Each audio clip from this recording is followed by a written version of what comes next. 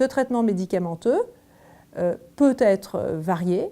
Aujourd'hui, nous avons un peu le choix des médicaments. Il y a plusieurs molécules, dont la molécule de référence sont les bisphosphonates. Et puis, nous avons le choix aujourd'hui d'autres molécules que l'on adapte en fonction du profil de la patiente ou du patient.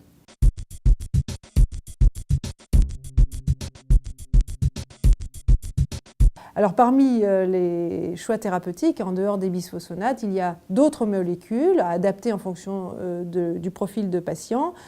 Pour les femmes, donc le raloxifène, qui est un médicament que l'on appelle SERM, c'est-à-dire sélectif estrogène récepteur modulateur, qui va avoir un effet bénéfique sur l'os, un petit peu comme le traitement hormonal là également sur l'os, mais qui n'est pas une hormone.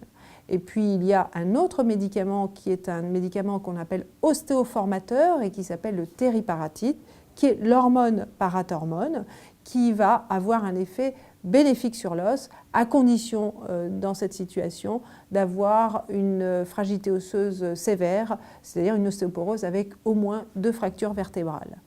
Et puis qui est valable aussi chez l'homme, qui a son autorisation d'utilisation, chez l'homme et chez le sujet qui est sous corticoïdes, en plus de la femme ostéoporotique.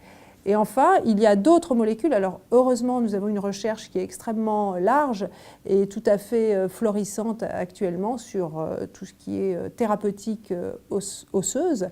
Et de plus en plus, on s'oriente vers ce qu'on appelle les biothérapies dans l'ostéoporose. Et tout récemment est sortie une molécule qui s'appelle le denosumab, qui est un anticorps qui va viser là aussi à réduire la résorption de l'os, c'est-à-dire la destruction osseuse, à freiner la destruction osseuse, et qui va se donner sous une forme particulière, sous forme injectable, une fois tous les 6 mois, alors que d'autres molécules peuvent se donner par la bouche, par voie intraveineuse également, et pour le tériparatide, par voie sous-cutanée.